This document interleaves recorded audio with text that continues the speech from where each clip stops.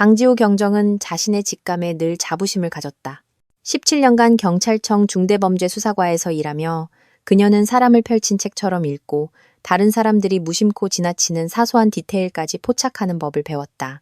하지만 그 가을 저녁, 그녀의 전문가적 기술은 마치 작동을 멈춘 듯했다. 부산 출장은 예정보다 이틀 일찍 끝났다. 지역 관청의 부패 사건은 처음 예상했던 것보다 간단했다. 용의자들은 증거의 무게에 못 이겨 스스로 무너졌다. 지우는 남편 최민준에게 전화해서 일찍 돌아간다고 알리지 않기로 했다. 2주 동안이나 보지 못한 남편에게 깜짝 선물을 해주고 싶었다.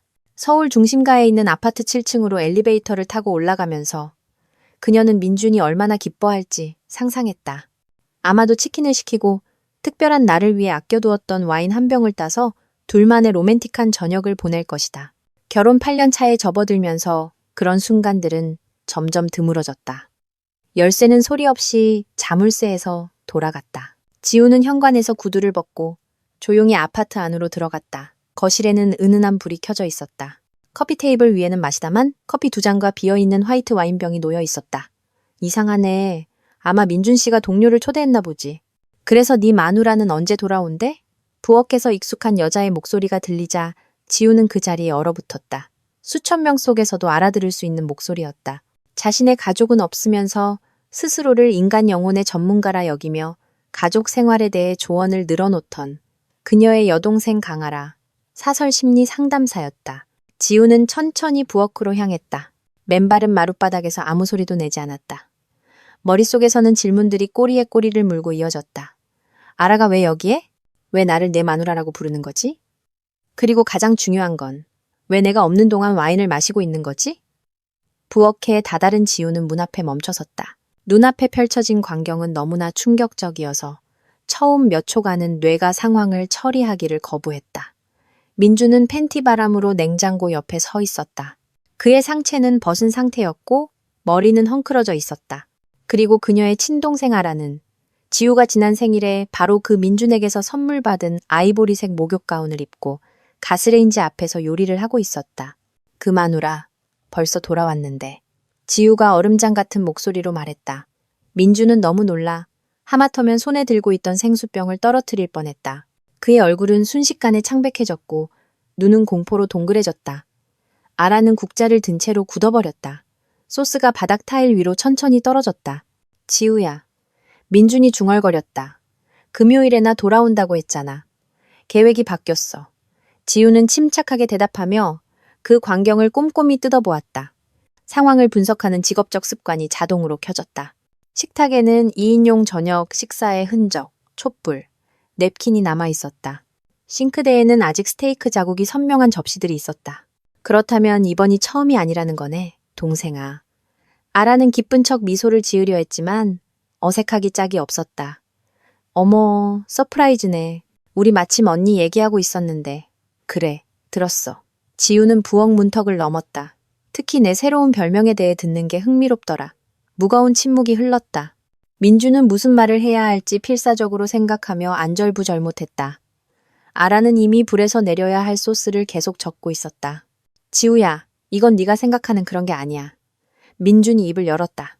내가 뭘 생각하는데? 지우가 그의 말을 자르며 의자에 앉았다. 그녀의 목소리는 침착하고 거의 무관심하게 들렸지만 안에서는 분노가 들끓었다. 설명해봐, 여보. 내가 출장 간 사이에 내 동생이 내 목욕 가운을 입고 내 부엌에서 저녁을 요리하는 걸 보고 내가 뭘 생각해야 하는지 말이야. 아라는 마침내 가스레인지를 끄고 언니를 향해 돌아섰다. 그녀의 뺨은 붉게 상기되어 있었다. 눈에는 도전적인 빛이 스쳐 지나갔다. 언니가 이런 식으로 알게 되길 원치 않았어. 그녀가 가운 허리띠를 고쳐 매며 말했다. 하지만 이렇게 된 이상 아라야, 그만해. 민준이 경고하듯 말했다. 아니, 언니도 진실을 알아야 해. 동생은 턱을 치켜들며 말을 이었다. 우리 서로 사랑해, 언니. 벌써 1년 넘었어. 지우는 마치 정보를 받아들이듯 천천히 고개를 끄덕였다. 겉으로는 완전히 평온했지만 안에서는 차갑고 날카로운 무언가가 가슴을 꿰뚫었다. 1년 넘게 그녀가 반복했다. 그럼 내가 가족이 있고 동생이 있고 사랑하는 남편이 있다고 생각하는 동안 너희는 내 등 뒤에서 사랑 노름을 하고 있었단 거네. 어쩌다 보니 그렇게 됐어. 민준이 티셔츠를 꿰어 입으며 다급하게 말했다. 계획한 게 아니야. 아라가 전 남편이랑 이혼 문제로 나한테 조언을 구하러 왔었어. 우린 많은 대화를 나눴고, 그리고 나는 진실을 알 자격이 없다고 결정했구나. 지우는 의자에서 일어나 여전히 겉으로는 평온을 유지했다. 나는 그저 돈이나 벌어오고 쓸데없는 질문은 하지 말아야 할 마누라였던 거지. 지우야, 넌 이해 못해. 아라가 말을 시작했다. 너희가 생각하는 것보다 더 많이 이해해. 지우가 그녀의 말을 잘랐다. 내 남편과 내 동생이. 내가 배신당하는 걸 눈치챌 만큼 멍청하다고 생각했다는 걸 이해해. 내가 내 경력과 평판을 걸고 일하는 동안 너희는 내 아파트에서 로맨틱한 저녁 식사를 즐기고 있었다는 것도. 그녀는 부엌을 둘러보며 모든 디테일을 눈에 담았다. 민준과 함께 모아온 비싼 와인, 특별한 날을 위해 사두었던 스테이크, 결혼기념일에 남편에게 선물했던 양초들. 솔직하게 말해봐. 지우는 남편과 동생을 번갈아 보며 말을 이었다. 이거 진심이야. 아니면 그냥 잠깐의 불장난이야? 민준과 아라는 서로를 마주 보았다. 그 시선에는 너무나 깊은 이해와 친밀함이 담겨 있어서 지우는 속이 단단한 매듭처럼 꼬이는 것을 느꼈다. 언니한테 말하려고 했어. 민준이 조용히 말했다. 돌아오면 이성적인 사람들처럼 대화하고 싶었어. 이성적인 사람들. 지우가 비웃었다. 알겠어. 그래서 나한테 무슨 말을 하려고 했는데? 우리 이혼해야 한다고? 아라는 용기를 내어 언니의 눈을 똑바로 쳐다보았다. 우리 공식적으로 함께하고 싶다고. 지우는 그것이 아주 평범한 정보인 양 고개를 끄덕였다. 그러고는 일어나 부엌을 나가려 했다. 지우야, 기다려. 민준이 그녀를 불렀다. 얘기 좀 하자. 무슨 얘기를? 그녀는 돌아보지 않은 채 멈춰섰다. 너희가 할 말은 다 했고 나는 다 이해했어. 더 이상 할 말 없어.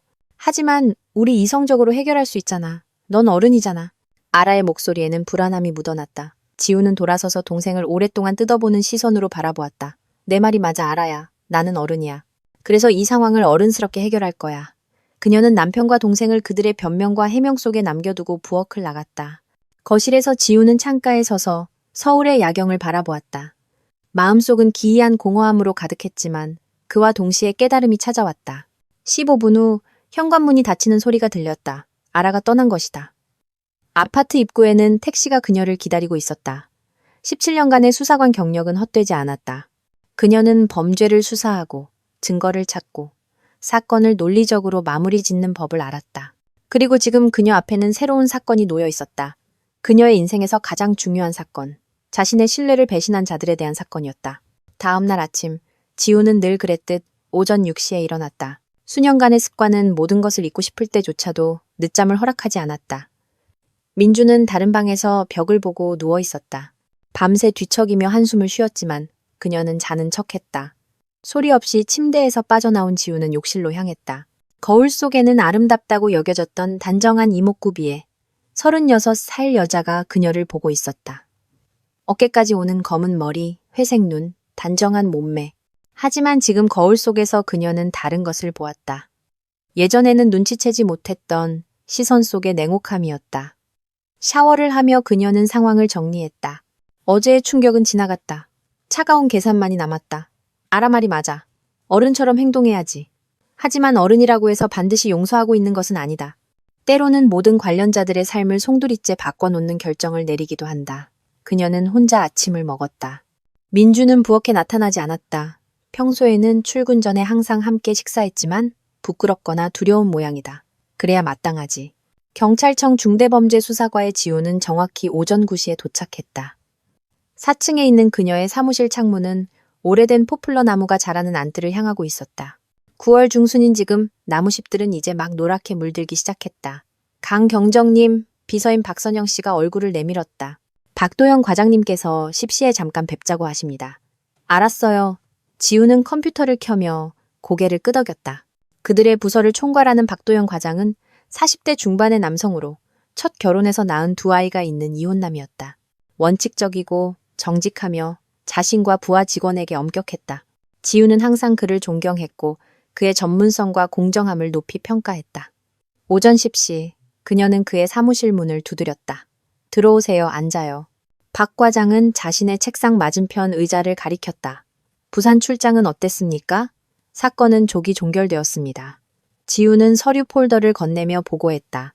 모든 피의자들이 자백했습니다. 물적 증거도 확보했고요. 재판은 12월 전에는 열리지 않을 것 같습니다. 훌륭합니다.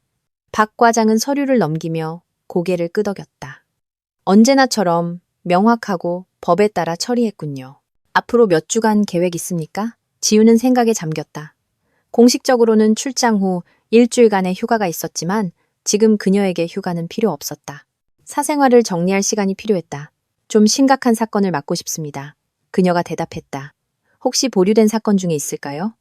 박 과장은 눈썹을 치켜떴다. 보통 수사관들은 힘든 출장 후에 새로운 사건을 맡기보다 쉬려고 하기 때문이다. 사건이 하나 있긴 합니다. 그가 잠시 후 말했다. 꽤 민감한 건인데 대한변호사협회에서 소속 변호사 한 명에 대한 진정을 조사해달라고 요청해 왔습니다. 의뢰인들이 그 변호사를 사기 및 갈취 혐의로 고발하고 있는데 아직 증거가 부족하고 당사자가 법망을 피하는 데 능숙한 인물이라서요. 지우는 속에서 무언가 쿵 하고 내려앉는 것을 느꼈다. 운명이 스스로 그녀에게 기회를 던져주는 것일까? 변호사 이름이 뭡니까? 그녀가 물었다. 최민준입니다. 박 과장이 대답했다. 최민준 변호사요. 당신 남편이잖아요. 박 과장이 놀라서 말했다. 거의 전 남편이죠.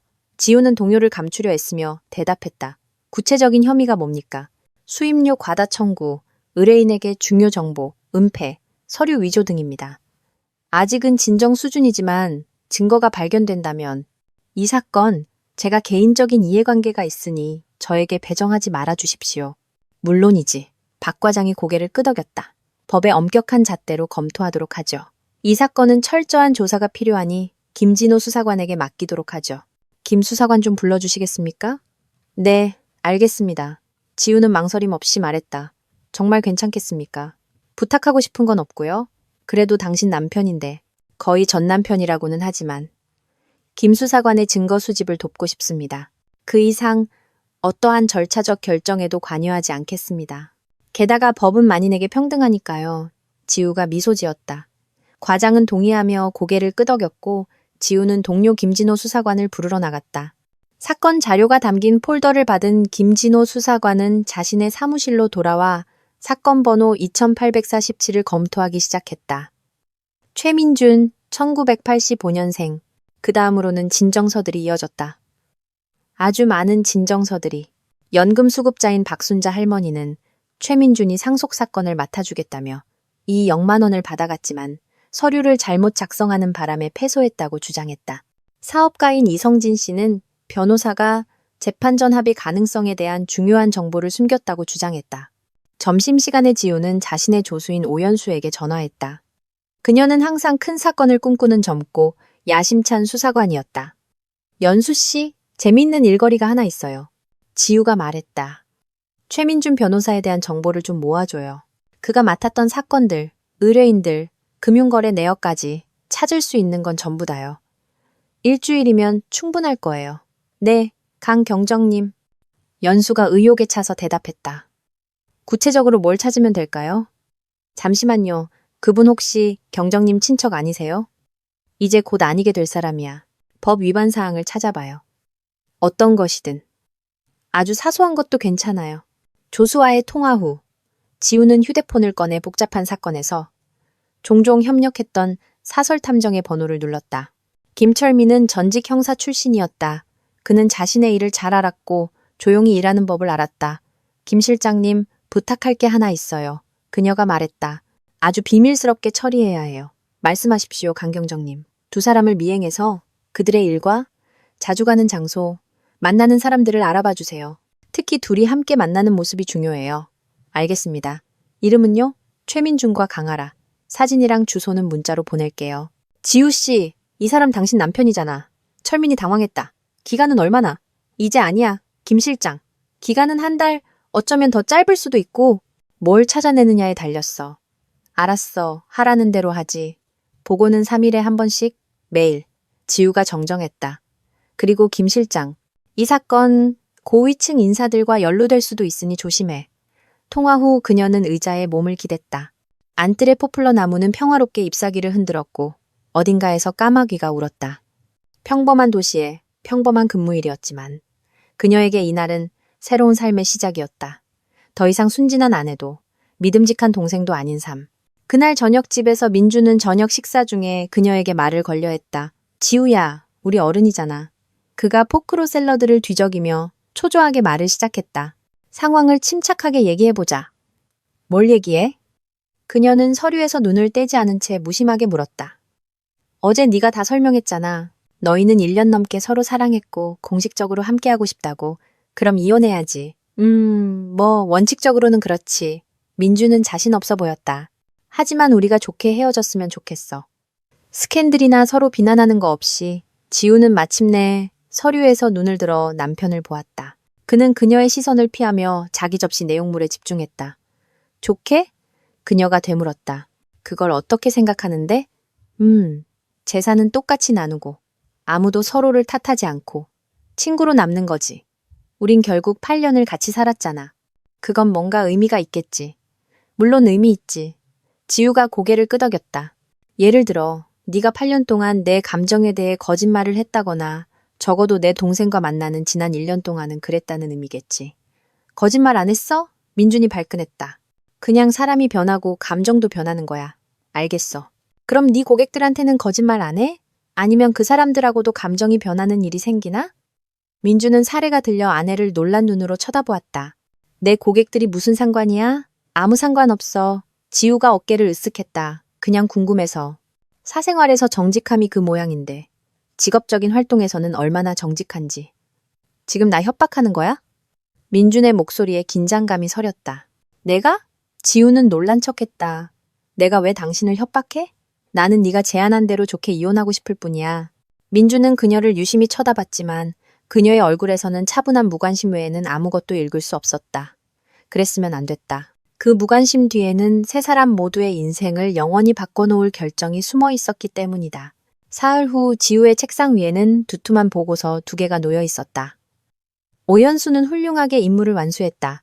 그녀가 수집한 민준의 직업 활동에 대한 정보는 철저했다. 김철민도 실망시키지 않았다. 그의 남편과 동생의 사생활에 대한 보고서에는 흥미로운 세부 사항이 많이 담겨 있었다. 지우는 사무실 문을 잠그고 자료를 검토하기 시작했다. 상황은 점차 명확해졌고 그녀가 본 것은 모든 예상을 뛰어넘었다. 민주는 단순히 고객들을 속인 것이 아니었다. 그는 체계적으로, 치밀하게, 그리고 오랫동안 그 짓을 해왔다. 지난 3년간 그의 손을 거쳐간 사건은 100건이 넘었고 그중 최소 30건에서 심각한 위반 사항이 발견되었다. 과도한 수임료, 허위 진단서, 위조된 서류, 중요 정보, 은폐 등 일부 고객들은 그의 무능함이나 불성실한 태도 때문에 소송에서 패소했다. 하지만 가장 흥미로운 것은 재정적인 부분이었다. 민주는 이중장부를 작성하며 세무서에 소득을 숨기고 있었다. 공식적으로 그는 연간 약 1억 원을 벌었지만 실제 소득은 5억 원을 초과했다.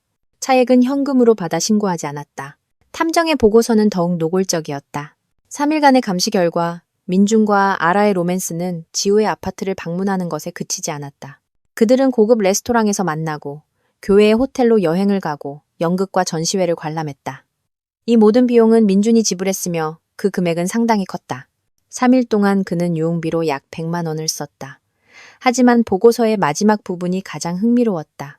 어제 저녁 민준과 아라는 고급 주상복합 단지 사무실에서 부동산 중개인과 만났다. 그들은 12억 원짜리 3룸 아파트를 보고 있었다. 아무래도 함께 살 계획을 세우고 있는 모양인데 스케일이 작지 않았다. 지우는 의자에 몸을 기댄 채 비웃었다. 그렇다면 그들은 이미 그녀의 돈으로 함께할 미래를 계획하고 있었던 것이다. 지금 살고 있는 아파트는 주로 그녀의 돈으로 구입한 것이었다. 지우는 시청의 부패 사건을 해결한 공로로 큰 포상금을 받았다. 당시 민주는 아파트 가격의 4분의 1만 냈지만 서류상으로는 동등한 소유자로 등재되어 있었다. 그녀는 전화기를 들고 오연수의 번호를 눌렀다. 연수 씨, 정보가 더 필요해요. 그녀가 말했다. 최민준 변호사의 일 처리에 불만을 품은 고객들을 모두 찾아줘요. 특히 그의 행동이나 부작위로 인해 물질적 손해를 입은 사람들로. 시간은 얼마나 있어요? 일주일. 그리고 하나 더 알아봐줘요. 지난 3년간 소득 신고를 제대로 했는지 공식적으로. 알겠습니다. 만약 범죄 혐의가 있는 걸 발견하면 바로 전화드릴게요. 시간 상관없이요. 조수와의 통화 후 지우는 김철민에게 전화했다. 김 실장님, 훌륭해요. 그녀가 감사를 표했다. 계속 감시해주세요. 그리고 부탁이 하나 더 있어요. 최민준이 그런 호화로운 생활을 할 돈이 어디서 났는지 알아봐줘요. 레스토랑, 호텔, 12억짜리 아파트. 그의 공식적인 소득으로는 감당이 안 될 텐데. 알겠습니다. 심각한 걸 찾으면요? 그럼 우린 범죄를 해결할 모든 기회를 갖게 되는 거죠. 지우가 미소 지었다. 저녁에 집에서 지우는 평소처럼 행동했다. 저녁을 준비하고 민준에게 일에 대해 묻고 자신의 일과에 대해 이야기했다. 남편은 아내가 상황을 받아들이고 원만한 이혼을 할 준비가 되었다고 생각하며 점차 긴장을 풀었다. 참, 그가 차를 마시며 말했다. 우리가 같이 신청하고 재산 분할에 다툼이 없으면 이혼 절차를 아주 빨리 끝낼 수 있대. 다툼이 있어? 지우가 순진하게 물었다.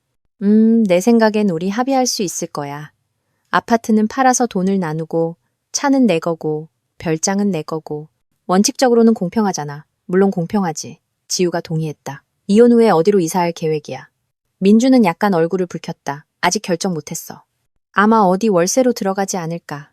그는 그녀의 시선을 피했다. 너는 여기 계속 있을 거야? 아직 몰라. 나도 환경을 좀 바꿔볼까 해. 이 벽들에는 너무 많은 추억이 있어. 민주는 대화가 평온하게 진행되는 것에 안도하며 고개를 끄덕였다. 그가 아내의 머릿속에서 무슨 일이 벌어지고 있는지 알았더라면. 다음 날 지우는 동료인 김진호 수사관에게 다가갔다. 진호 씨, 안녕하세요. 그녀가 말했다. 맡고 있는 사건 관련해서 추가 자료가 들어왔어요. 사건이 우리가 생각했던 것보다 더 심각한 것 같아요. 그녀는 책상 위에 서류 폴더들을 올려놓으며 보고했다. 여러 조항에 따라 형사 사건을 개시할 근거가 충분해요. 김진호는 제출된 자료를 주의 깊게 검토했다. 읽어내려갈수록 그의 얼굴은 점점 더 굳어졌다.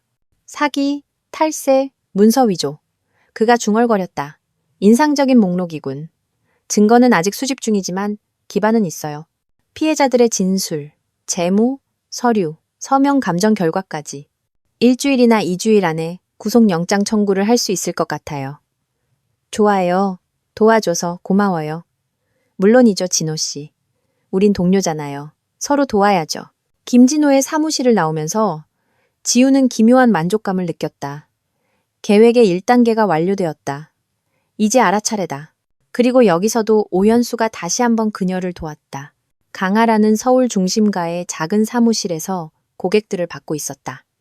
문패에는 사설심리 상담사, 가족 상담, 심리적 외상 치료라고 적혀 있었다. 지우는 동생이 정식 심리학 학위가 없다는 것을 알고 있었다. 그녀는 단기 과정을 수료하고 자격증을 받았는데 이는 형식적으로 상담을 할 권리를 부여했다. 토요일 아침, 지우의 조수인 오연수는 잠재 고객인 척 아라의 사무실을 찾아갔다. 아라는 주말에도 일했다. 돈은 언제나 아쉬웠으니까. 어서 오세요. 아라가 직업적인 미소를 지으며 그녀를 맞았다. 들어오세요. 앉으세요. 저는 아라라고 합니다. 당신의 상담사죠. 어떻게 불러드릴까요? 오연수라고 합니다. 방문객이 자신을 소개했다. 가족 문제가 있어서요. 무엇이 힘드신지 말씀해 주시겠어요? 아라는 맞은편 의자에 앉아 메모장을 꺼냈다. 남편이 제 가장 친한 친구와 바람을 피워요. 연수는 아라의 반응을 유심히 살피며 말을 시작했다. 우연히 알게 됐는데 이제 어떻게 해야 할지 모르겠어요.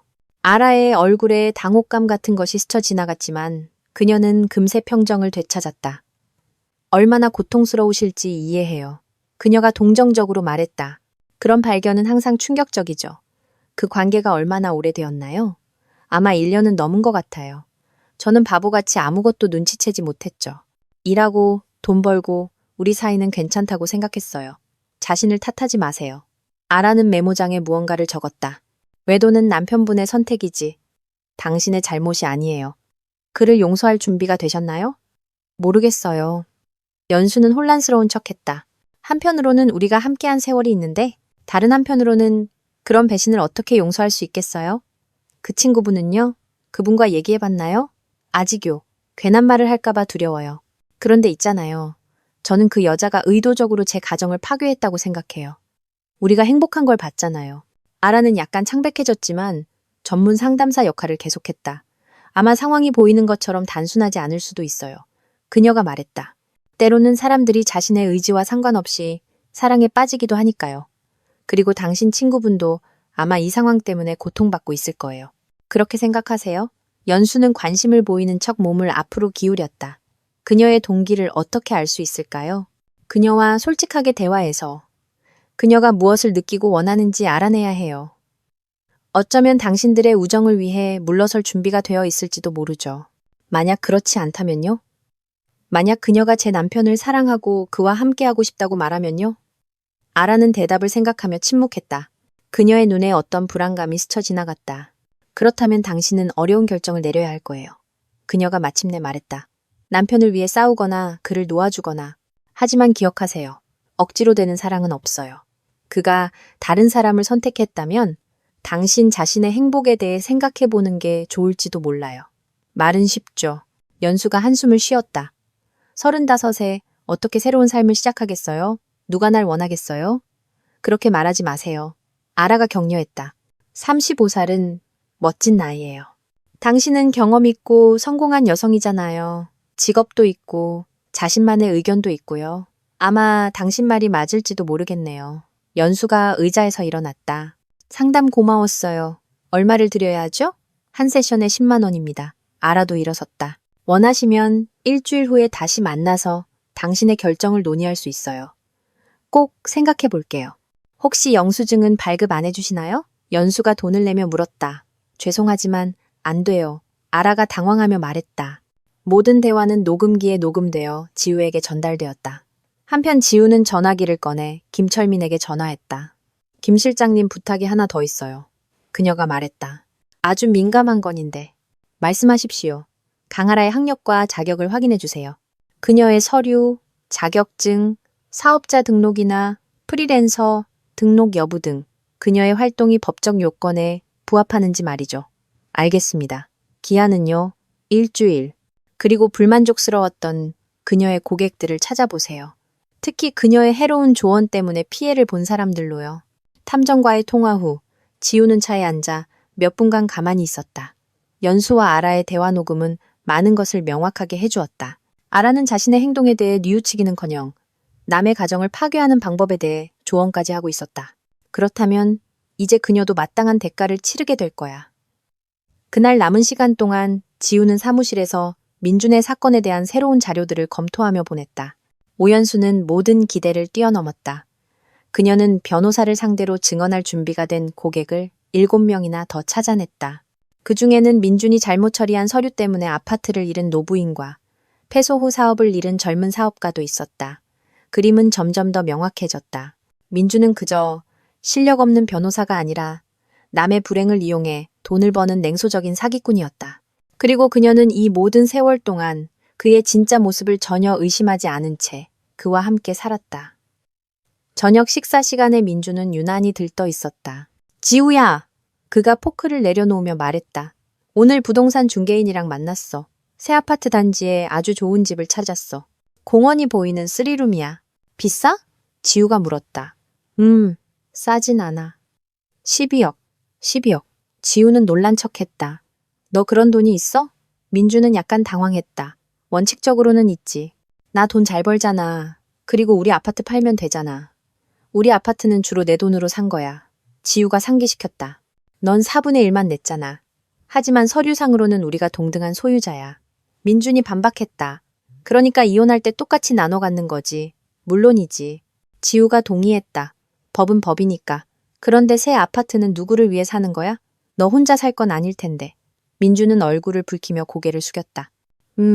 알아도 거기서 살 거야. 우리 이혼 후에 결혼할 계획이거든. 알겠어. 그녀도 구매에 재정적으로 참여해? 아직 결정 안 했어.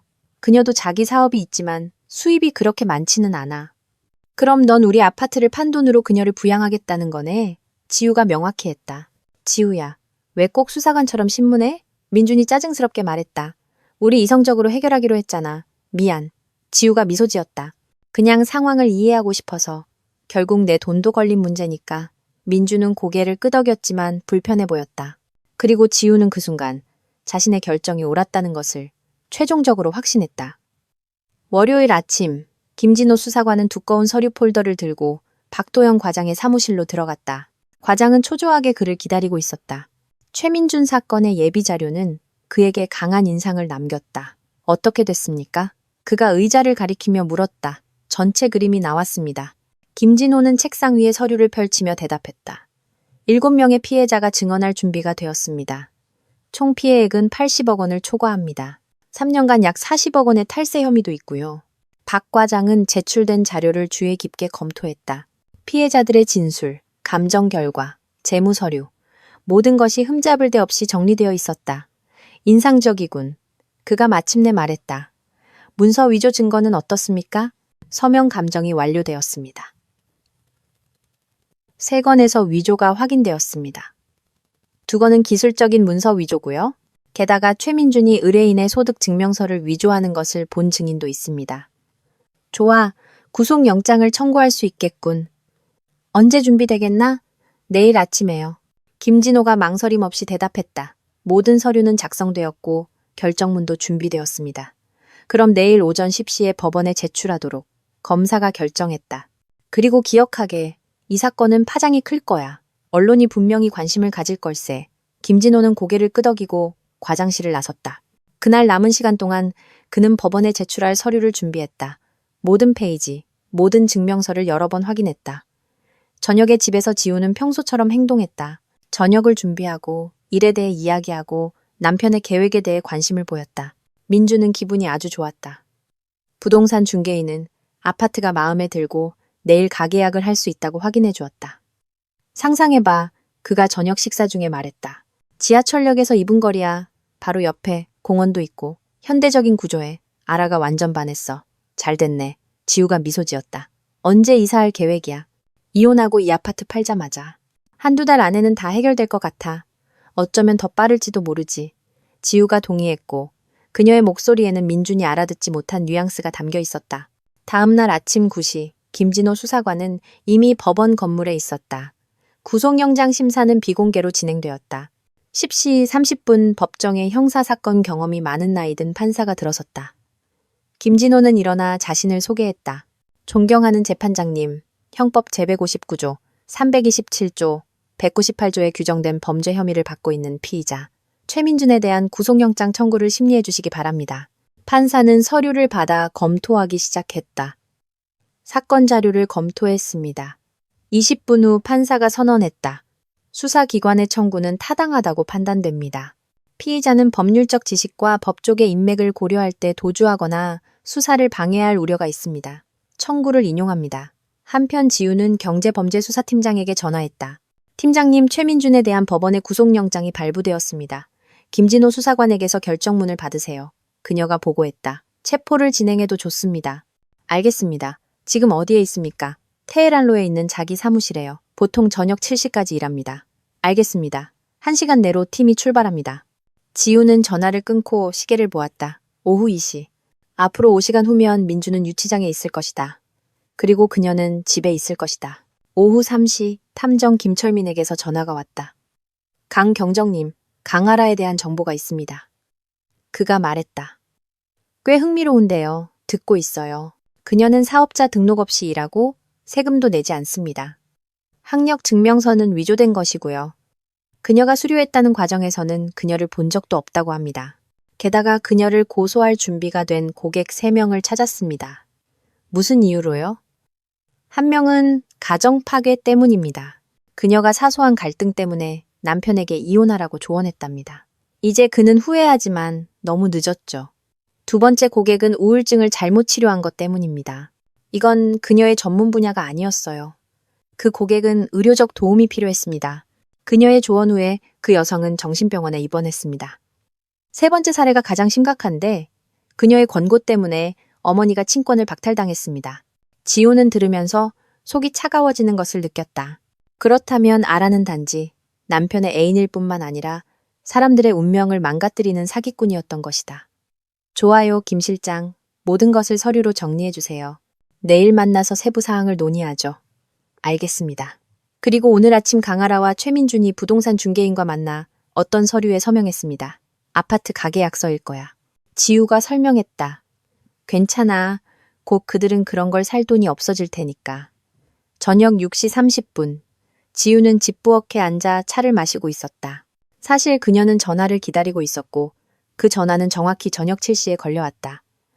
지우야! 흥분한 민준의 목소리가 수화기 너머로 외쳤다. 나 체포됐어. 들려? 체포됐다고.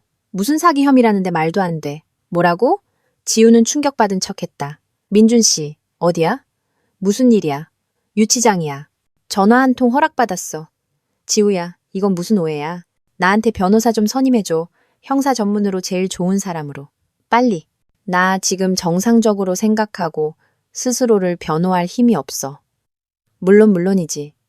지우가 다급하게 말했다. 지금 바로 전화하기 시작할게. 걱정하지 마. 우리 다 해결할 거야. 무슨 일인지 이해가 안 돼. 민주는 점점 더 큰 소리로 말했다. 무슨 사기? 나는 정직하게 일했다고. 민준 씨, 진정해. 내일 아침에 내가 가서 모든 내용을 알아볼게. 전화가 끊겼다. 지우는 수화기를 내려놓고 의자 등받이에 기댔다. 공포와 절망으로 가득 찬 남편의 목소리는 그녀에게 기묘한 만족감을 주었다. 이제 그들도 느껴봐야지. 익숙한 세상이 무너지는 기분이 어떤 건지. 30분 후 아라에게서 전화가 왔다. 언니, 들었어? 민준 씨가 체포됐대. 그녀의 목소리에는 히스테리가 섞여 있었다. 우리 이제 어떡해? 우리라니? 지우가 되물었다. 아라야, 우리가 무슨 상관인지 모르겠는데? 아, 내 말은 언니는 그 사람 아내잖아. 동생이 말을 더듬었다. 아직은 아내지. 지우가 차갑게 대답했다. 하지만 부엌에서 그 장면을 본 후로는 그 사람에 대해 특별한 의무감을 느끼지 않아. 언니 제발 그 사람한테 형사 전문으로 최고의 변호사를 찾아줘야 해. 돈도 내주고. 왜 네가 안 하고?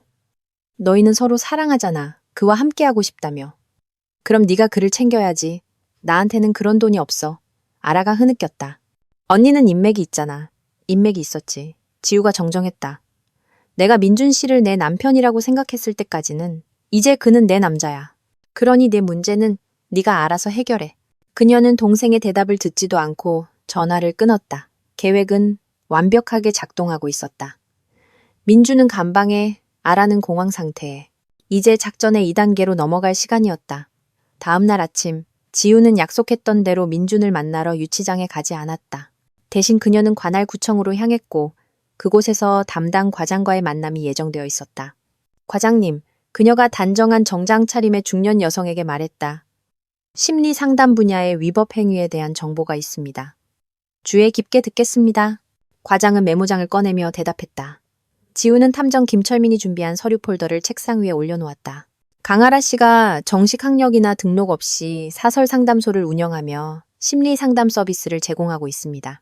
그녀의 위조된 졸업장과 수료증도 조작된 것입니다. 또한 개인 사업자나 프리랜서로 등록되어 있지도 않습니다. 그러면서 그녀의 활동은 최소 3명의 고객에게 피해를 입혔습니다. 담당 과장은 제출된 자료를 주의 깊게 검토했다. 그녀의 얼굴은 점점 더 굳어졌다. 정말로 심각한 위반 사항들이군요. 그녀가 말했다. 피해자들이 증언할 준비가 되어 있습니까? 그 이상입니다. 그중 한 명은 이미 사기 혐의로 경찰에 고소장을 제출했습니다. 나머지들은 공식적인 조사를 기다리고 있고요. 알겠습니다. 그녀의 활동에 대해 조사를 실시하겠습니다. 위반 사항이 확인되면 활동은 금지되고 자료는 사법기관에 넘겨질 것입니다. 감사합니다. 지우가 고개를 끄덕였다. 언제쯤 결과를 기대할 수 있을까요? 최대 일주일입니다. 이런 사건은 저희가 우선적으로 처리합니다. 구청을 나오면서 지우는 만족감을 느꼈다. 복수의 톱니바퀴가 또 하나 돌아가기 시작했다. 아라는 곧 남의 고통을 이용해 돈을 버는 것이 어떤 의미인지 알게 될 것이다. 직장에서는 새로운 소식이 그녀를 기다리고 있었다. 오연수는 민준이 잘못 처리한 서류 때문에 상속 재산을 잃은 또 다른 피해자를 찾아냈다. 그 젊은 남성은 5억 원 상당의 아파트를 잃었다. 그 사람 증언할 준비가 됐나요? 지우가 물었다. 그 이상입니다. 오연수가 대답했다. 그는 3년 동안이나 정의를 되찾으려 했지만 실패했습니다. 최민준이 체포되었다는 소식을 듣고는 기뻐서 울기까지 했답니다. 잘했어요. 자료는 김진호 수사관에게 넘겨줘요. 점심때쯤 탐정 김철민에게서 전화가 왔다. 강경정님, 소식 있습니다. 그가 보고했다. 강아라가 오늘 아침 변호사 사무실들을 돌아다니며 최민준의 변호인을 구하려 했지만 가는 곳마다 거절당했습니다. 그녀에게는 너무 비싸거나 아니면 그런 사건은 맞지 않는다고들 했답니다. 돈은 어디서 구했는지 아직 불분명하지만 흥미로운 사실을 하나 알아냈습니다. 어제 저녁 그녀는 고급 레스토랑에서 어떤 남자와 만났습니다. 옷차림이나 행동으로 보아 부유한 사람이었습니다. 그들은 오랫동안 무언가에 대해 논쟁했습니다. 그러고 나서 남자가 그녀에게 봉투를 건넸습니다. 계속 감시하세요. 지우가 지시했다. 그리고 그 남자가 누구인지 알아내세요. 알겠습니다. 그리고 오늘 아침 강아라의 사무실에 서류를 든 공무원들이 찾아왔습니다. 그녀는 아주 마지못해 그들을 맞이했습니다. 지우는 미소 지었다. 구청이 예상보다 빨리 움직이기 시작한 것이다. 저녁에 집에서 초인종이 울렸다. 지우가 문을 열자 아라가 서 있었다. 동생의 모습은 끔찍했다. 충혈된 눈, 헝클어진 머리. 언니 제발 내 말 좀 들어줘. 그녀는 아파트로 들어서며 애원했다. 들어와. 지우가 무심하게 말했다. 차라도 한잔 할래? 차는 필요 없어. 아라는 소파에 앉아 언니의 손을 잡았다. 언니 도움이 필요해. 민준 씨가 끔찍한 혐의를 받고 있어. 사기, 문서 위조. 이건 말도 안 돼. 그게 말도 안 된다는 걸 네가 어떻게 알아? 지우가 침착하게 물었다. 어쩌면 넌 그냥 네 애인을 잘 몰랐던 걸지도 모르지. 아라는 그녀의 냉정한 말투에 움찔했다. 언니 왜 그래? 우리한테 화난 건 알지만 이건 복수할 이유는 아니잖아. 복수? 지우는 놀란 척했다. 내가 복수한다고 누가 그래? 나는 민준 씨 체포랑 아무 관련 없어. 하지만 언니는 수사관이잖아. 누가 사건을 맡았는지 알아내서 그들과 얘기해 볼 수 있잖아. 아라야, 네가 지금 무슨 부탁을 하는지 알기나 해? 내 직위를 이용해서 내 여동생이랑 바람 피운 사람을 변호해 달라는 거야? 아라가 울기 시작했다. 언니 알아, 우리가 잘못했어. 하지만 언니를 상처 주려던 건 아니었어. 그냥 그렇게 됐어. 우리가 사랑에 빠졌다고. 내 침대에서 내 목욕 가운을 입고 내 돈으로. 지우가 열거했다. 아주 로맨틱하네. 돈은 다 갚을게. 아라가 다급하게 말했다. 민준 씨가 나오자마자 우리가 다 보상할게. 그리고 아파트도 팔지 않을게. 언니 가져. 너희 쪽에서 정말 관대하네. 지우가 비웃었다.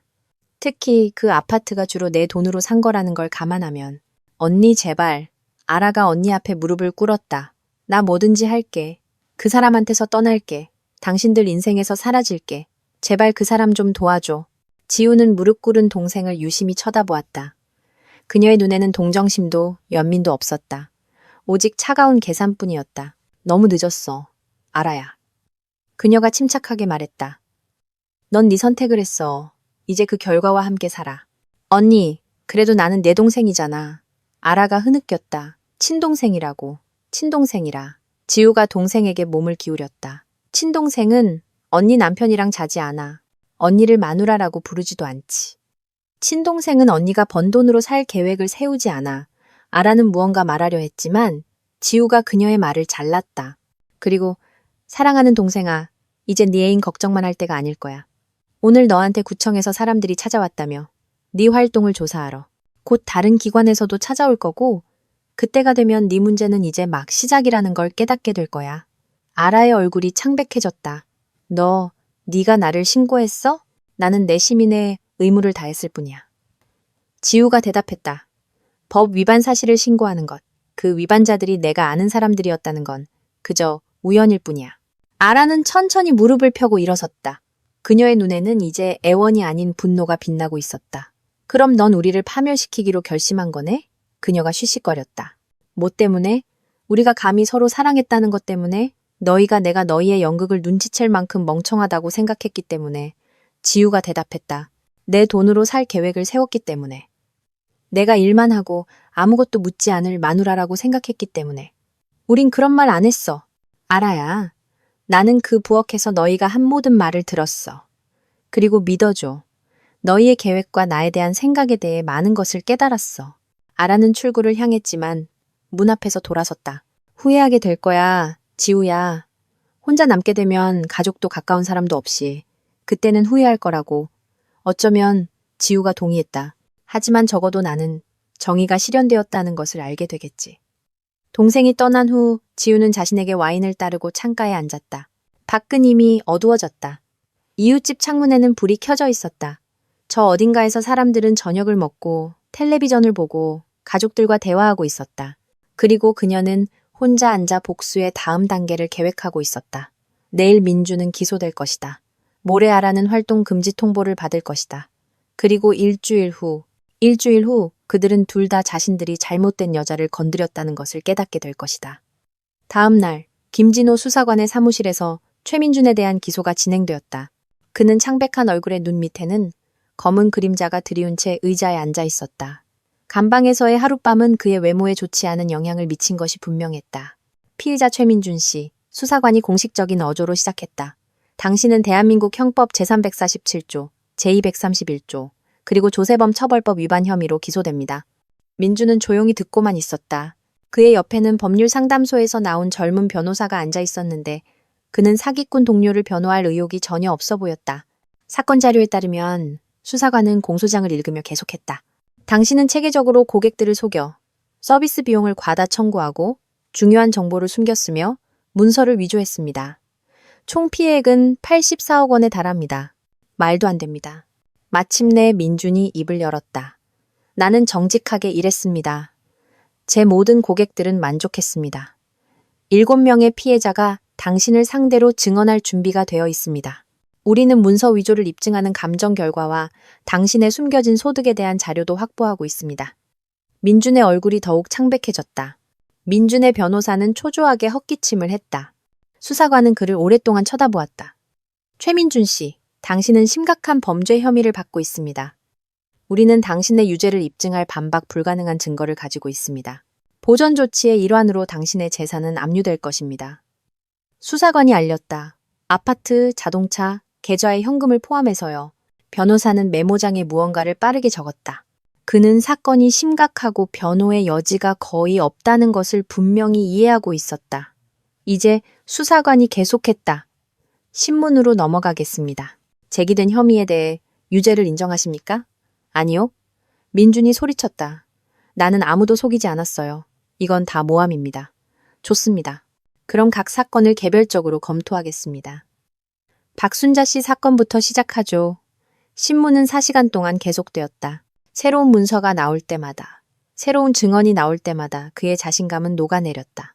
신문이 끝날 무렵 그는 몸을 웅크린 채 앉아 가끔 자신의 무죄를 중얼거릴 뿐이었다. 오늘은 여기까지입니다. 수사관이 폴더를 닫으며 선언했다. 피의자를 데려가시오.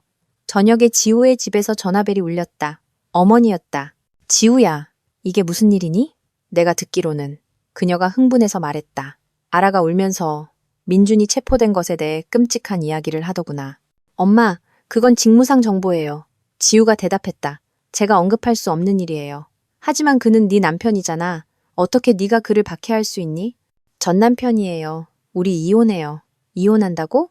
어머니가 숨을 헐떡였다. 지우야, 무슨 일이 있었니? 아라가 뭔가 앞뒤 안 맞는 말을 하던데 무슨 일이 있었냐 하면 민준 씨와 아라가 1년 넘게 제 등 뒤에서 같이 살았다는 거예요. 그리고 저는 바보같이 아무것도 눈치채지 못했고요. 침묵이 흘렀다. 그러고 나서 어머니가 조용히 물었다. 아라가 네 남편이랑? 그게 사실이니? 사실이에요, 엄마. 제가 직접 목격했어요. 맙소사. 어머니가 중얼거렸다. 그럼 이제 어떻게 되는 거니? 이제 각자 마땅한 대가를 치르게 될 거예요. 지우가 단호하게 대답했다. 저는 더 이상 침묵하고 인내할 생각이 없어요. 하지만 아라는 네 동생이잖아. 동생이었죠. 동생은 언니 남편과 자지 않아요. 어머니와의 통화 후 지우는 기묘한 공허함을 느꼈다. 가족은 완전히 파괴되었다. 하지만 그녀에게 다른 선택이 있었을까? 용서하고 있고 아무 일도 없었던 척하는 것? 아니, 그런 일은 용서받을 수 없다. 그리고 그녀는 무슨 수를 써서라도 이 일을 끝까지 밀어붙일 것이다. 일주일 후 아라는 심리상담 활동을 금지하는 공식적인 통지를 받았다. 같은 날 경찰관들이 수색 영장을 들고 그녀의 집을 찾아왔다. 지우는 계속해서 감시를 이어가던 탐정 김철민으로부터 이 사실을 알았다. 컴퓨터, 서류, 고객 기록들을 압수했습니다. 그가 전화로 보고했다. 강아라는 공격적으로 행동하며 음모와 복수에 대해 소리쳤습니다. 이웃들이 구경하러 모여들었죠. 그녀의 고객들은 어떻게 됐나요? 3명은 이미 경찰에 고소장을 제출했습니다. 4번째는 준비 중이고요. 그녀의 문제는 최민준보다 더 심각합니다. 좋아요. 계속 감시하세요. 알겠습니다. 그리고 그녀가 레스토랑에서 만났던 그 남자, 누군지 알아냈습니다. 그녀의 전남편 이현우였습니다. 아마 그에게 돈을 부탁했던 것 같습니다. 흥미롭네요. 그가 돈을 줬나요? 정황상 아닌 것 같습니다. 그녀를 만난 직후에 그는 바로 변호사에게 갔습니다. 아마도 자신을 보호하기 위한 조치였겠죠. 지우는 미소 지었다. 전 남편조차도 알아와 엮이고 싶어 하지 않는 것이다. 현명한 사람이군. 같은 날 그녀는 특별한 기쁨을 주는 소식을 받았다. 박도현 과장이 그녀를 불러 승진 소식을 전했다. 강경정님, 그가 엄숙하게 말했다. 당신이 출장에서 해결한 사건에 대한 업무 처리가 상부로부터 깊은 인상을 남겼습니다. 그런 철저함, 그런 원칙주의라니. 제 일인걸요. 과장님, 지우가 겸손하게 대답했다. 바로 그 때문에 당신에게 특별 중요 사건 담당 수사팀장직을 제안하는 겁니다. 그에 상응하는 급여 인상과 권한 확대와 함께요. 지우는 감정이 솟구치는 것을 느꼈다. 적어도 한 가지는 운이 좋았다. 그것이 일이라 할지라도. 신뢰에 감사드립니다. 그녀가 말했다. 실망시켜드리지 않겠습니다. 그 점은 의심하지 않습니다. 그리고 이게 좀 부적절할 수도 있지만 혹시 시간이 괜찮다면 함께 점심이라도 하면서 새로운 사건이나 계획에 대해 이야기할 수 있을까요? 지우는 과장을 유심히 쳐다보았다. 박도연은 매력적인 남자였고 똑똑하고 원칙적이었으며 무엇보다 중요한 것은 싱글이었다. 기꺼이요. 그녀가 미소 지었다. 언제가 편하세요? 내일 오후 1시요. 이 근처에 아주 좋은 레스토랑을 압니다. 좋아요. 검사실을 나오면서 지우는 세상의 여왕이 된 기분이었다. 경력은 상승하고 사생활은 정리되고 있으며 적들은 마땅한 대가를 치르고 있었다. 행복을 위해 이보다 더 필요한 것이 있을까? 저녁에 집에서 전화가 울렸다. 민준의 변호사였다. 강지우 씨, 그가 피곤한 목소리로 말했다. 제 의뢰인이 당신에게 개인적으로 전해달라고 했습니다. 수사에 협조하는 조건으로 형량 협상을 하고 싶다고 합니다. 형량 감경을 대가로 일부 혐의를 인정할 준비가 되어 있습니다. 어떤 혐의를 인정할 준비가 되어 있죠? 지우가 사무적으로 물었다. 탈세와 몇몇 사건의 부적절한 처리요? 하지만 사기와 문서 위조는 부인합니다. 그것만으로는 부족합니다. 우리는 모든 혐의에 대한 증거를 가지고 있습니다. 협상을 원한다면 전부 인정해야 할 겁니다. 최대 형량을 받을까봐 두려워하고 있습니다. 쓸데없는 걱정입니다.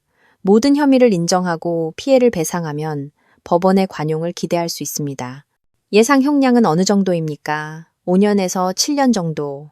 모범적인 수감 생활을 하면 3년 후 가석방될 수 있고요. 변호사는 침묵했다. 알겠습니다. 당신의 말을 그에게 전하겠습니다. 아마 내일쯤 결정할 겁니다.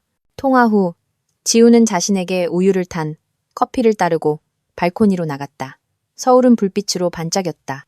저 아래 어딘가에서는 익숙한 삶이 흘러가고 있었다.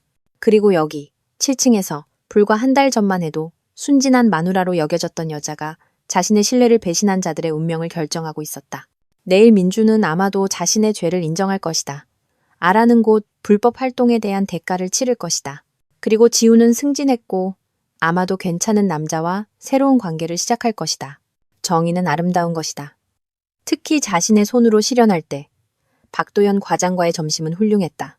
그들은 고풍스러운 지성미가 느껴지는 분위기에 서울 역사 중심가에 있는 아늑한 레스토랑을 선택했다. 대화는 가볍고 흥미로웠다. 그들은 복잡한 사건들, 직업적인 계획, 책, 연극에 대해 이야기했다. 있잖아요, 강 팀장님. 그가 커피를 마시며 말했다. 오랫동안 당신의 업무를 지켜봐 왔습니다. 요즘 시대에 특히 우리 분야에서 그런 원칙과 정직함은 보기 드물죠. 저는 그냥 법은 모든 사람에게 동일해야 한다고 생각할 뿐입니다. 지우가 대답했다. 개인적인 관계나 상황에 관계없이요. 바로 그 때문에 당신의 마지막 사건이 상부에 그런 인상을 남긴 겁니다. 아주 훌륭하고 전문적으로 해결되었죠. 참, 가정사는 어떻게 되어가고 있습니까? 어제 이혼 서류를 정리했습니다. 지우가 말했다. 박도현은 고개를 끄덕였다. 얼마나 힘든지 압니다. 가까운 사람들의 배신. 저도 비슷한 일을 겪었으니까요. 이제 후회는 없습니까? 네, 환상 속에서 사는 것보다 진실을 아는 게 낫죠. 당신은요? 지우는 생각에 잠겼다. 민준과 아라의 삶을 파괴한 것을 후회하는가? 가족을 잃은 것을 후회하는가? 있잖아요. 그녀가 마침내 말했다. 홀가분해요. 마치 무거운 짐을 내려놓은 것 같아요. 수년간의 거짓말, 가짜관계, 위선. 이제야 비로소 제 자신이 될 수 있어요. 진짜 당신은 어떤 사람인데요? 박도현이 흥미롭게 물었다. 자신을 속이도록 내버려 두지 않는 여자, 무엇보다 정직을 소중히 여기는 여자. 그리고 어떤 합법적인 수단을 동원해서라도 정의를 위해 싸울 준비가 된 여자요. 박도연이 미소 지었다. 그런 철학이 마음에 드네요. 그리고 강 팀장님 당신도 마음에 듭니다. 괜찮으시다면 앞으로도 계속 만나고 싶습니다. 업무적인 일뿐만 아니라요. 기꺼이요. 지우가 대답했다. 그리고 오랜만에 그녀의 미소는 진심이었다. 저녁에 집에서 그녀는 민준의 변호사로부터 전화를 받았다. 최민준 씨가 당신의 조건에 동의했습니다. 그가 보고했다. 모든 혐의 인정, 피해 배상, 수사 협조. 잘 됐군요. 그리고 당신과의 만남을 요청했습니다. 개인적으로 해명하고 싶다더군요. 지우는 침묵했다. 원칙적으로 민준에게는 그럴 권리가 있었고 그녀 자신도 그가 무슨 말을 할지 궁금했다. 좋아요. 내일 자백서 작성 후에. 다음 날. 만남은 수사관의 사무실에서 이루어졌다. 민준은 지쳐 보였다. 유치장 생활이 그의 외모에 영향을 미친 것이다. 그는 살이 빠지고 수척해졌다. 눈에는 예전의 자신감이 없었다. 지우야. 변호사와 수사관이 사무실을 나가자 그가 말을 시작했다. 너한테 용서를 구하고 싶어. 무엇에 대해서? 지우가 차갑게 물었다. 모든 것에 대해서. 배신, 거짓말, 그리고 너를 과소평가했던 것에 대해서. 나는 네가 영원히 모를 거라고 생각했어. 아니면 그냥 참고 넘어갈 거라고? 내 남편이 내 돈으로 내 동생과 자는 걸 참고 넘어갈 거라고? 지우가 비웃었다. 그러면서 고객들 돈까지 훔치는데. 민주는 고개를 숙였다. 고객들 일은 눈에 띄지 않게 시작되었다. 처음에는 소소한 돈벌이였는데 점점 더 커졌어. 이게 그렇게 심각한 일이라고는 생각 못했어. 80억 원의 피해가 심각하지 않다고? 나는 모든 걸 갚을 거야. 별장도 팔고 차도 팔고 있는 건 전부다. 별장과 차는 이미 증거물로 압류됐어. 그리고 서류상으로 보면 너한테는 돈이 거의 없던데. 민주는 힘겹게 침을 삼켰다. 지우야, 내가 부탁할 자격이 없다는 건 알지만 혹시 네가 한마디 해줄 수 있을까? 형량을 줄여달라고. 지우는 오랫동안 그를 말없이 쳐다보았다. 이 남자는 8년 동안 그녀의 남편이었다. 그녀는 그를 사랑했고 신뢰했고 그와 함께 계획을 세웠다. 그리고 그는 그녀를 배신했다. 민준아, 그녀가 마침내 말했다. 나는 법에 따라 해야 할 모든 것을 할 거야. 하지만 우리의 과거 관계 때문에 관용을 기대하지는 마. 그럼 넌 나를 용서하지 않겠다는 거네. 영원히. 용서는 각자의 개인적인 문제야. 그리고 나는 여기 법의 대리인으로 있어. 그리고 너는 법을 여러 번 어겼어. 민주는 더 이상의 애원이 소용없다는 것을 깨닫고 고개를 끄덕였다. 아라는 어때? 그가 물었다. 그녀도? 그녀는 별도의 사건으로 처리되고 있어. 지우가 공식적으로 대답했다. 불법 사업활동, 사기. 관련 기관에서 조사 중이야. 맙소사. 민준이 중얼거렸다. 우리가 너무 어리석게 모든 걸 망쳤어. 망친 게 아니라 너희의 진짜 모습을 보여준 거야. 지우가 정정했다. 그리고 그것에 대해서는 너희 자신 외에는 아무도 탓할 수 없어. 민준이 떠난 후 지우는 기묘한 허탈감을 느꼈다. 복수는 이루어졌고 정의는 실현되었다. 하지만 웬일인지 마음은 예상했던 것만큼 기쁘지 않았다. 괜찮아, 이건 지나갈 거야. 중요한 것은 그녀는 더 이상 누구에게도 속지 않을 것이라는 점이다. 그리고 내일부터 시작될 새로운 삶은 정직과 상호 존중의 원칙 위에 세워질 것이다. 그리고 박도연 과장은 주말에 새로운 연극을 보여주기로 약속했다. 인생은 계속된다. 3개월 후 지우는 김진호 수사관으로부터 민준의 판결에 대해 들었다. 그는 일반 교도소에서 5년의 징역형, 피해액 전액 배상, 그리고 7년간의 변호사 자격 정지를 선고받았다. 아라는 징역 3년의 집행유예, 그리고 2억 원의 벌금형을 받았다. 동생은 이제 화장품 가게에서 판매원으로 일하며 겨우 생계를 이어가고 있었다. 모든 것이 끝났다. 정의는 승리했지만 만족감과 함께 이전의 삶은 영원히 과거에 남았다는 깨달음도 찾아왔다. 밖에서는 박도연 과장이 지우를 기다리고 있었다. 3개월 동안 그들의 관계는 훨씬 더 가깝고 진지해졌다. 그는 그녀가 항상 곁에 두고 싶었던 바로 그 남자였다. 정직하고 원칙적이며 그녀를 한 인격체이자 전문가로서 존중하는 남자. 점심 먹으러 갈까? 그가 그녀를 껴안으며 물었다. 네. 미소 지으며 지우가 대답했다. 기분은 어때? 있잖아요. 그녀가 마침내 말했다. 자유로워요. 몇 년 만에 처음으로 진정으로 자유로워요. 무엇으로부터? 환상으로부터, 거짓말로부터, 나를 약하고 순진하다고 생각했던 사람들로부터 이제 모두가 나를 함부로 대해서는 안 된다는 걸 알아요. 박도연이 미소 지었다. 그래야 마땅하지. 참, 당신에게 전할 소식이 있어. 당신이 수사과 부과장 직책에 추천되었어. 지우는 놀라서 그를 쳐다보았다. 정말요? 물론이지. 당신이 맡았던 중요 사건들의 처리 능력이 최고위층에 깊은 인상을 남겼어. 젊고 원칙적이며 청렴한 수사관. 바로 지금 시스템에 필요한 인재지. 당신은 괜찮아요? 지우가 물었다. 오히려 당신이 자랑스러워. 그리고 우린 프로잖아. 일과 사생활을 구분할 줄 알지. 그들은 나란히 거리를 걸었고 지우는 이 몇 달 동안 자신의 삶이 어떻게 변했는지 생각했다. 8년 동안 환상의 세계에 살았던 예전의 지우는 가장 가까운 사람들이 그녀를 배신하고 마누라라고 불렀던 그 부엌에서 죽었다. 그리고 거짓과 배신을 용납하지 않는 강하고 독립적인 새로운 지우가 태어났다. 도연 씨, 그녀가 멈춰서서 말했다. 당신에게 할 말이 있어요. 듣고 있어요. 만약 당신이 언젠가 나를 속이거나 내 신뢰를 배신한다면 알아두세요. 나는 당신을 처벌할 방법을 찾을 거예요. 합법적인 방법으로. 하지만 반드시 처벌할 거예요. 박도연이 그녀를 진지하게 쳐다보았다. 그건 우리가 처음 만난 날 이미 깨달았어. 그가 말했다. 그리고 그거 알아? 나는 그게 마음에 들어. 나는 자신을 지킬 줄 아는 강한 여자가 좋아. 그렇다면 우리에게는 정직한 관계를 만들 모든 가능성이 있겠네요. 지우가 미소 지었다. 그들은 차를 향해 계속 걸었고 지우는 마음속으로 일어난 일들을 정리했다. 복수는 완료되었다. 정의는 승리했다. 새로운 삶이 시작되었다. 민주는 감옥에서 몇 년을 보내며 자신의 행동에 대해 반성할 것이다. 아라는 직업과 평판을 잃고 푼돈을 벌며 매일 자신의 배신을 떠올릴 것이다. 그리고 그녀, 강지우는 승진과 동료들의 존경, 새로운 사랑, 그리고 무엇보다 자신의 힘에 대한 깨달음을 얻었다. 더 이상 아무도 감히 그녀를 마누라라고 부르지 못할 것이다. 더 이상 아무도 그녀를 처벌 없이 거짓말해도 되는 순진한 여자로 여기지 않을 것이다. 저녁에 예전 집을 판 돈으로 산 새 아파트에서 지우는 창가에 서서 서울의 불빛을 바라보았다. 삶은 안정되고 있었다. 일은 만족감을 주었다. 도연과의 관계는 조화롭게 발전하고 있었다. 재정 상태는 안정적이었다. 유일하게 가끔 그녀의 기분을 흐리게 하는 것은 가족에 대한 생각이었다. 어머니는 아라의 재판 이후로 그녀와 거의 말을 하지 않았다. 지우가 동생에게 너무 잔인하게 굴었다고 생각했다. 하지만 지우는 자신의 선택을 후회하지 않았다. 아라는 남의 가정을 파괴하고 사람들의 고통을 이용해 돈을 벌기로 결심했을 때 스스로 자신의 길을 선택했다. 전화벨이 울렸다. 도연 씨, 안녕, 미인. 그가 따뜻한 목소리로 말했다. 집은 어때? 다 좋아요. 오늘 우리가 나눴던 대화에 대해 생각하고 있었어요. 어떤 부분에 대해서? 부과장 직책에 대해서요. 당신은 정말로 제가 해낼 수 있다고 생각하세요? 물론이지. 당신은 훨씬 더 어려운 과제를 해냈잖아. 당신 자신의 삶을 정리했으니까. 그건 부서를 이끄는 것보다 훨씬 더 어려운 일이야. 지우는 미소 지었다. 도연은 항상 적절한 말을 찾아냈다.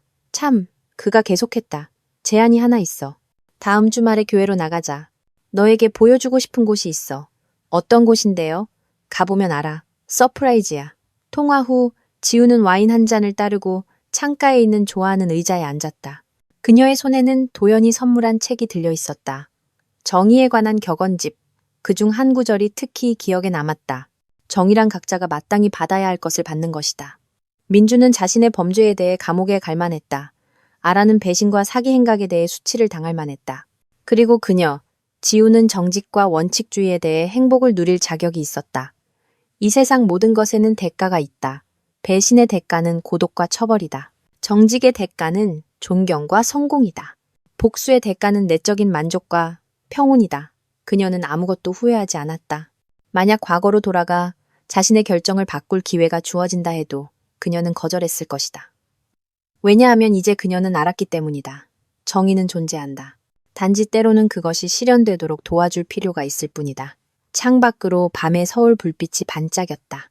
저 아래 어딘가에서 사람들은 각자의 일로 바빴고 어딘가에서는 운명이 결정되고 계획이 세워지고 실수가 저질러졌다.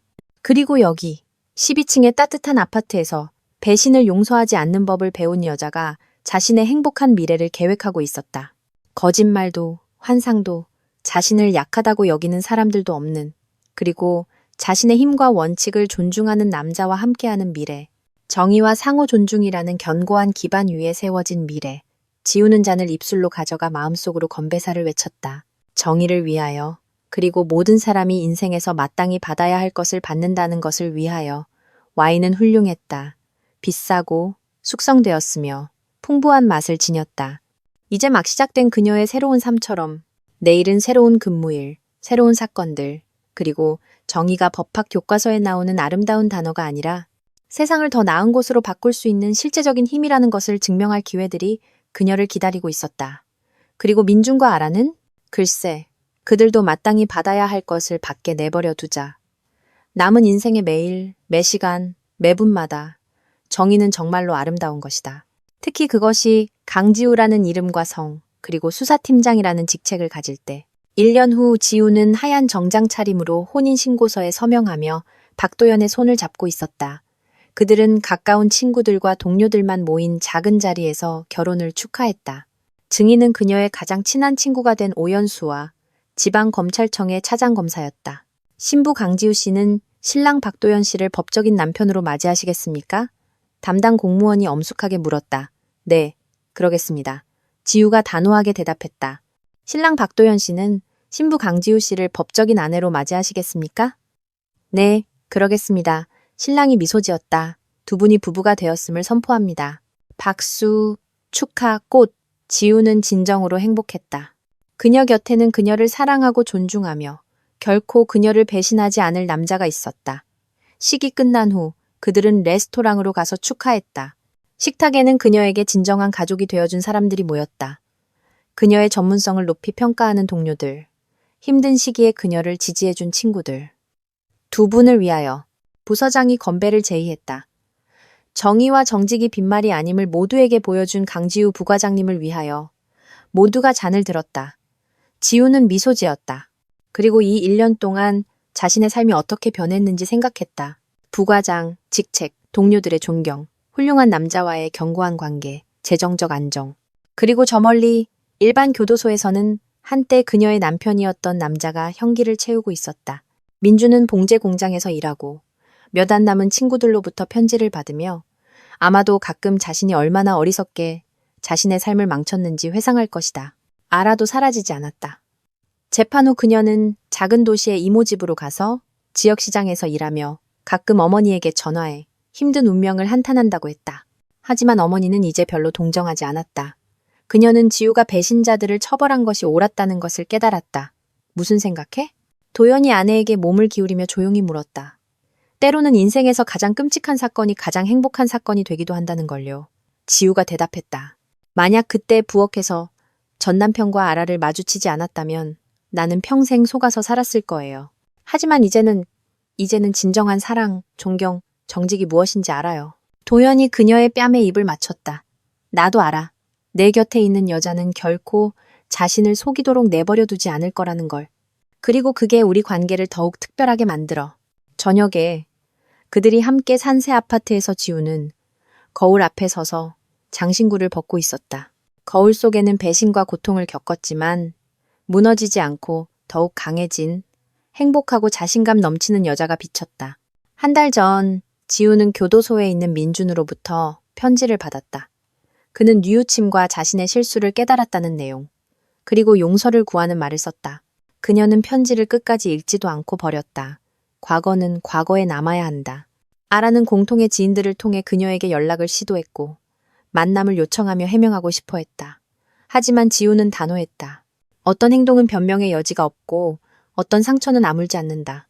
그들에게 그렇게 가혹하게 대한 것을 후회하지 않아? 언젠가 도연이 물었다.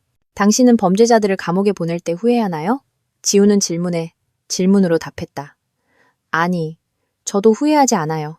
그들은 나에 대해, 우리 가족에 대해, 신뢰에 대해 범죄를 저질렀어요. 마땅한 대가를 받은 거죠. 그리고 그것은 사실이었다. 지우는 양심의 가책을 느끼지 않았다. 그녀는 단지 자신이 능숙하게 다루는 정의의 메커니즘을 작동시켰을 뿐이다. 민주는 사기꾼이었다. 아라는 고객들을 속였다. 그녀는 단지 진실이 드러나도록 도왔을 뿐이다. 이제 거울 앞에 서서 지우는 인생이 놀라운 방식으로 모든 것을 제자리에 놓는다는 것을 생각했다. 배신자들은 처벌받았고 정직한 사람들은 보상받았으며 정의는 승리했다. 침실로 도연이 들어왔다. 이미 잠옷으로 갈아입은 채였다. 그들은 침대에 누웠다. 오늘 그녀는 그저 훌륭한 남자의 사랑받는 아내였다. 창밖으로 밤의 서울이 소란스러웠다. 도시 어딘가에서 사람들은 사랑하고 배신하고 계획을 세우고 남의 운명을 파괴했다. 하지만 여기 이 침대에서 사랑하는 남자 곁에서 지우는 보호받고 행복하다고 느꼈다. 정의는 아름다운 것이다. 특히 그것이 이론이 아닌 실제 삶에서 승리할 때, 특히 자신의 손으로 실현할 때, 그리고 저기 교도소에서 전 남편이 석방될 날을 세고 먼 도시에서 전 동생이 시장에서 채소를 팔고 있더라도 각자는 마땅히 받아야 할 것을 받았고 지우는 새로운 사랑과 새로운 삶을 얻었다. 환상도 배신도 자신을 약하다고 여기는 사람들도 없는 삶. 정의가 이름과 성을 가진 삶.